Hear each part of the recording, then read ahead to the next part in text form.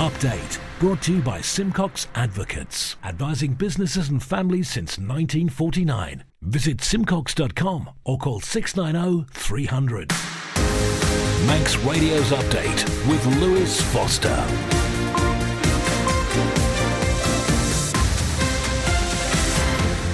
Fastamai, good evening. It's 5:30 and this is Update for Monday the 23rd of October 2023 from Manx Radio. Lewis Foster in for Andy Wint once again. We've got a 30-minute look at the latest news on the Isle of Man, plus background to the news, Manx sport, business, Sea Watch and travel updates, and the newsmakers in person. This evening, Manx Care under fire over data protection, plans to demolish protected building questioned, Post Office profits in decline, could we host the Ireland Games, and how do you get stuck on a bus? Man Benham for all your business and legal needs.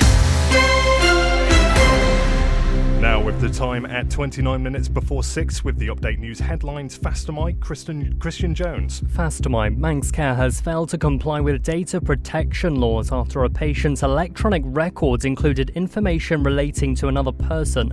The Information Commissioner ordered the healthcare provider to bring its processing into compliance. Manx Care tells us it's working to remedy the concerns. The Isle of Man Post Office has recorded a more than 64% drop in profits, but the organisation believes the figure is better than anticipated. Letter volumes were down by 13%, while parcels had declined by 18%. And the Isle of Man will take on Guernsey in their opening match of the island's inaugural Inter-Islands Games netball tournament. It'll see the home side take on brand new competitors in Shetland, Orkney and Jersey, among others. In international news, Rishi Sunak has pledged another £20 million to Gaza on top of the $10 million already announced. This afternoon, a third convoy of aid arriving from Egypt has started entering the territory. More flooding could hit the UK this week after heavy downpours from Storm Babette left hundreds of properties submerged. The UK Environment Agency says more flood alerts are expected in the worst affected areas as water makes its way downstream. And a specialist police team is being set up to help cut rising levels of shoplifting in England and Wales. Officers will use facial recognition technology to tackle organised retail crime. Those are the Update News headlines, next at 6.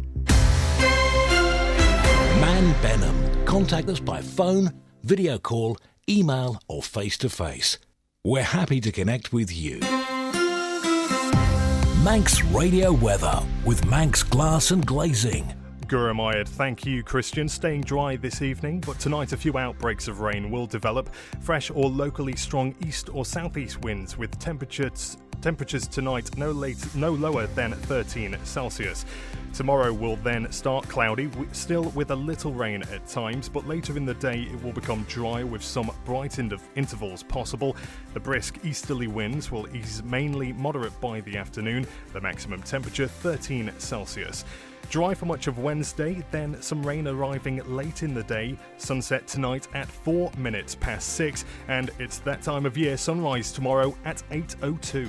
Manx Glass and Glazing can supply and install single, double and triple glazing. Call 674 573 or visit the showroom on the Snugborough Trading Estate. The Isle of Man Post Office has recorded a more than 64% drop in profit, but the organisation believes the figure is better than anticipated. The annual accounts for the period ending March 2023 have been published. Christian's back with a look at the figures. Turnover increased by more than £780,000 and stands at £24.2 million. According to the Postal Service's Chief Executive, this increased turnover is due to a £2.7 million rise in gross foreign exchange sales after travelling resumed post-pandemic.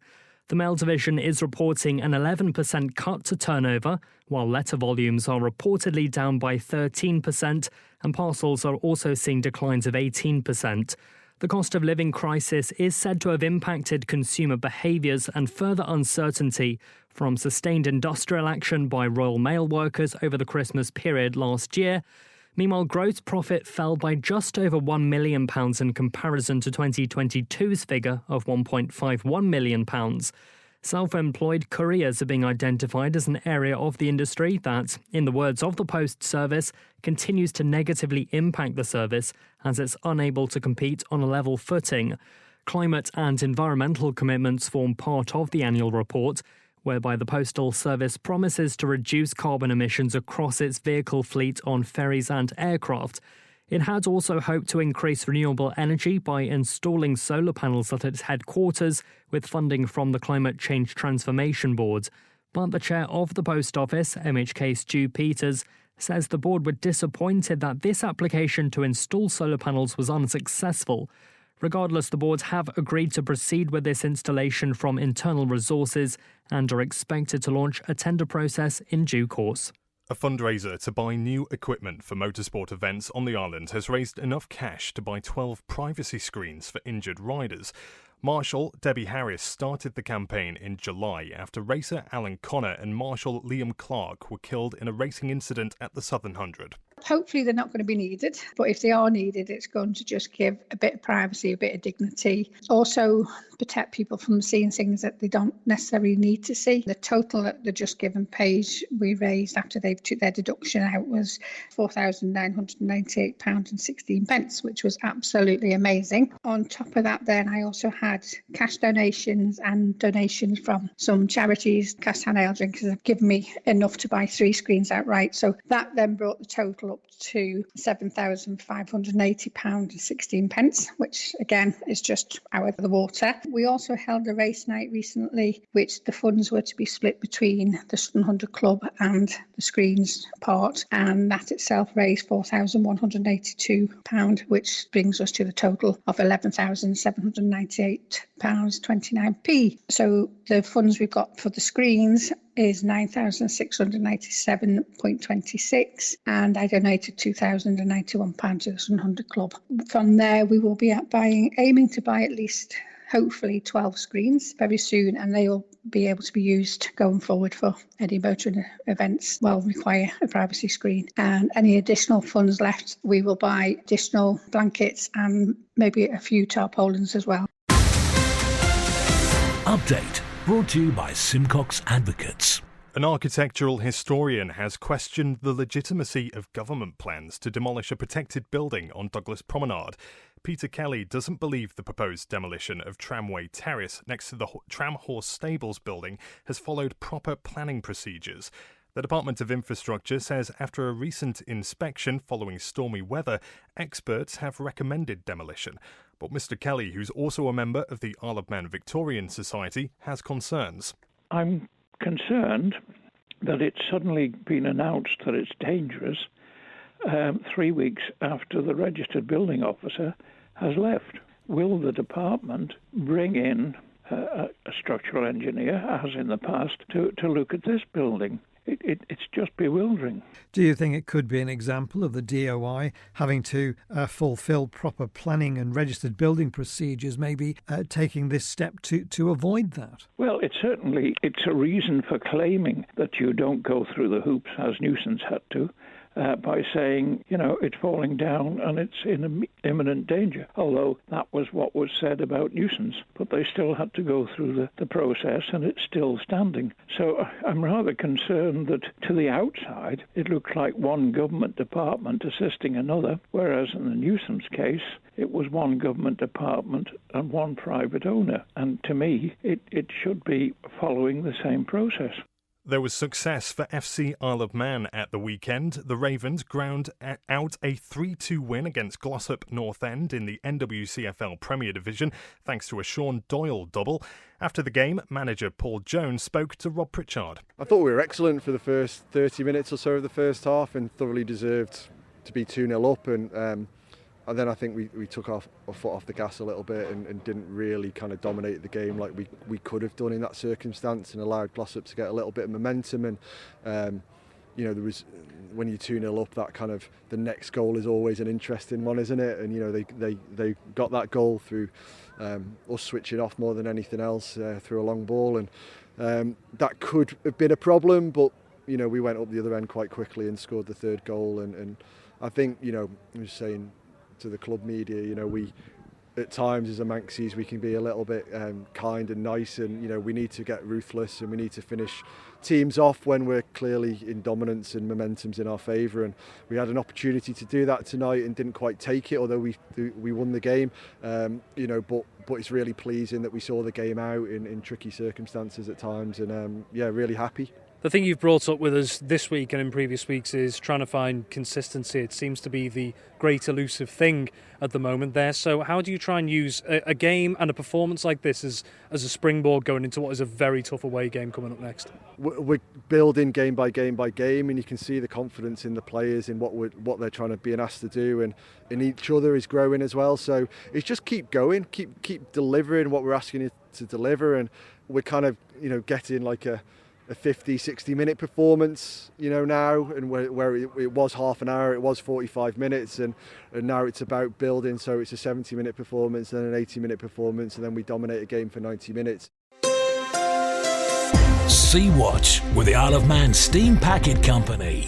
The Manana not long arrived in Liverpool will be departing back to Douglas at 7:15 and arriving here at 11:15. Meanwhile, the Manxman, currently on her way back from Heysham, we can expect her to arrive back into Douglas in around half an hour's time. And on the Heysham sailing tonight, it's the Ben McCree. She'll be departing from Douglas Harbour at 8:15. Follow the Steam Packet on Twitter for the latest sailing information. Manx Care has failed to comply with data protection laws after a patient's electronic record included information relating to another person. The Information Commissioner has issued an enforcement notice ordering the island's healthcare provider to bring its processing activities into compliance.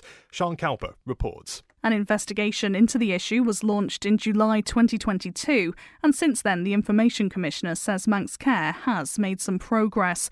Manx Care provided the IC with a plan showing it aims to meet a British standard, but the Commissioner says this standard is optional, whereas data protection legislation is not. In March this year, Manx Care informed the Commissioner that 30 incidents had been potentially linked to a medical record scanning issue, while the following month 2 additional full-time members of staff were being recruited. The British standard meant Manx Care was committed to checking 20% of records, but the additional staff members will allow it to move to 100%.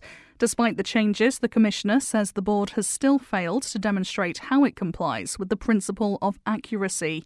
As a result, Manx Care must put in place measures to verify the accuracy of scanned electronic patient records. Failure to comply with the enforcement notice could result in a fine of up to £1 million. Manx Radio Business Briefing. One of the island's largest independent financial advice firms has confirmed it's making redundancies. 3 positions are going at Edgewater in Douglas. The company has told Manx Radio, like any good business, Edgewater is consistently evolving its organisational framework and profitability margins.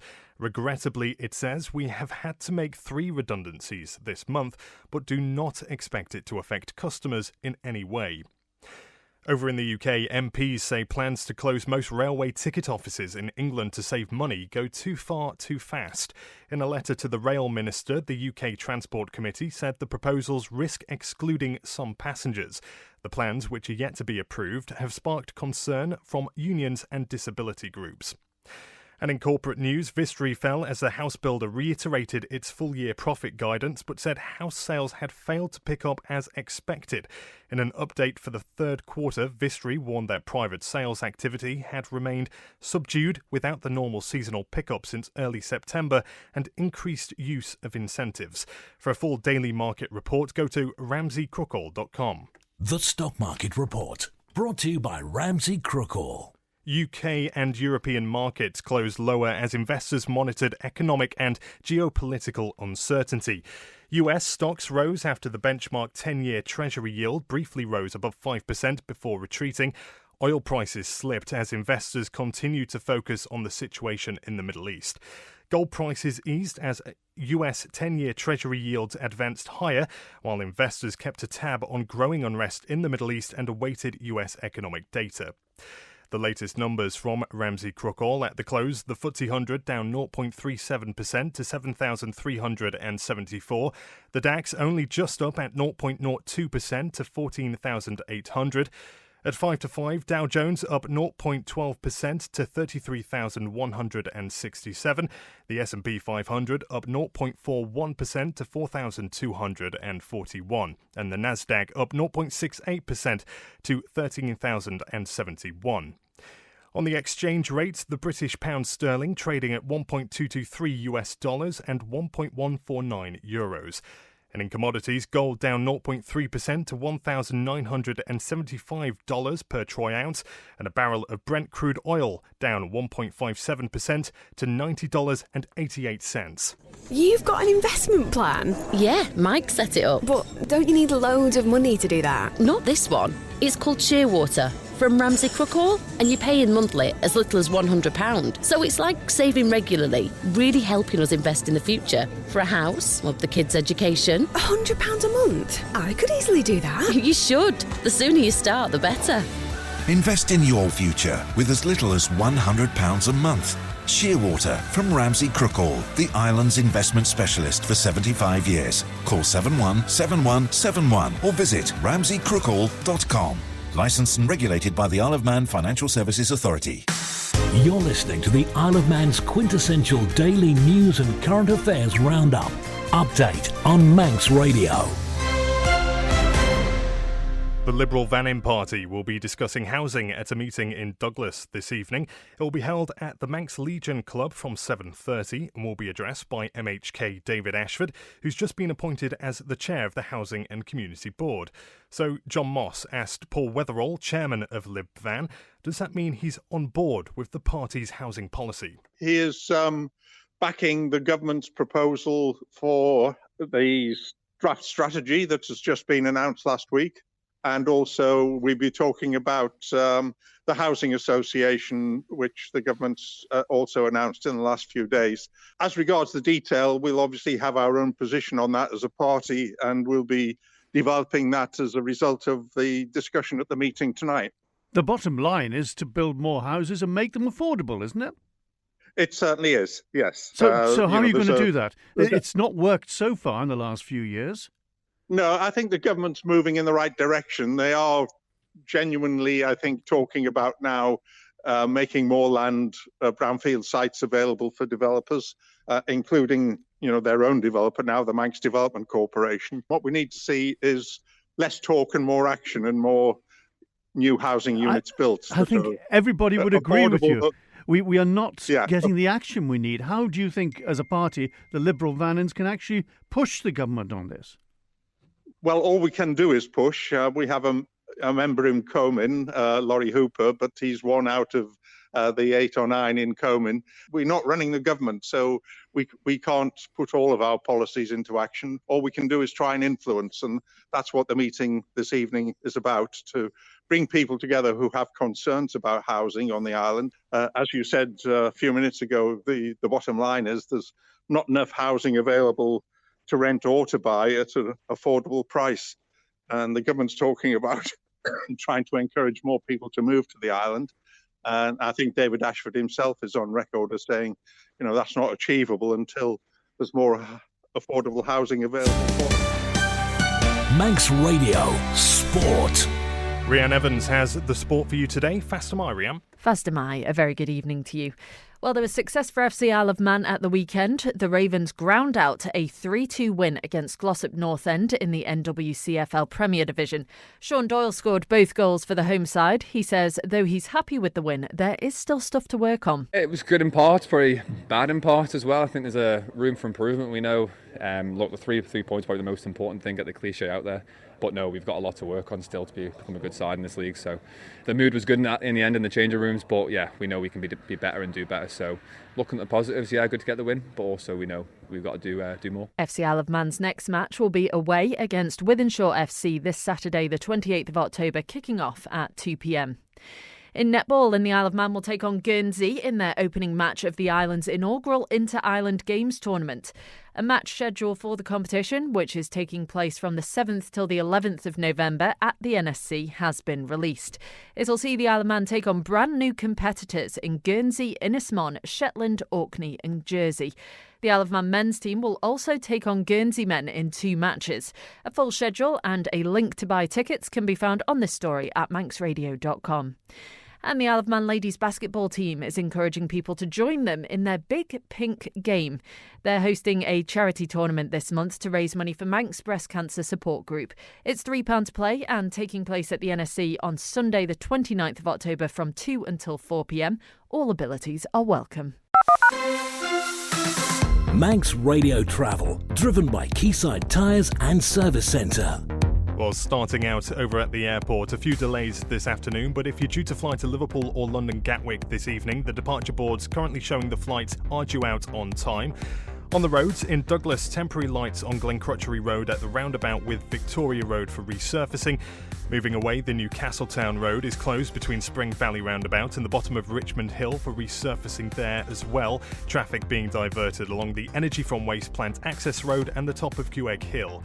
At the Braid, temporary lights at the Braid Roundabout, 24 hours a day for patching work. In Peel, temporary lights on Peveril Road, 24 hours a day for resurfacing until the 11th of November. In Castletown, Queen Street closed for resurfacing work. In Port St Mary, there are temporary lights at the junction of Queen's Road and Park Road for gas main work. And in Sulby, until Friday, temporary lights on Sulby Glen Road, 24 hours a day for culvert cleaning. H&HMotorcycles.im for all your motorcycle requirements. Southgate Industrial Estate, opposite Quayside Tyres. Call 665646. An investigation's been launched after a video surfaced on social media appearing to show a man who claims to have been locked in a government-owned bus overnight. Christian Jones has more. And just as a forewarning, although we have removed any explicit language in the clips you hear, some may find the content upsetting and will last approximately 1 minute. Oh, I just want to go home, and I'm locked in a bus, and I can't get out. Help me, please. How have I been locked in a bus? How? In the video, the man claims he had to smash a window to get out before climbing on a Department of Infrastructure van to jump over the fence. Out the bus! We need out the bus! You stupid bus! In response, the government says internal procedures are underway and the police are involved, but the vehicles involved will remain out of service whilst they undergo repairs. Meanwhile, the Isle of Man Constabulary has told Manx Radio both the man in the video and the personnel from Bus Vannin have been in contact with them regarding the incident, and officers are now investigating. Consultant gynaecologist and obstetrician at Manx Care, Michelle Moroney, retired in May, and Manx Radio has been contacted by several people who wanted to thank her for her work over the years.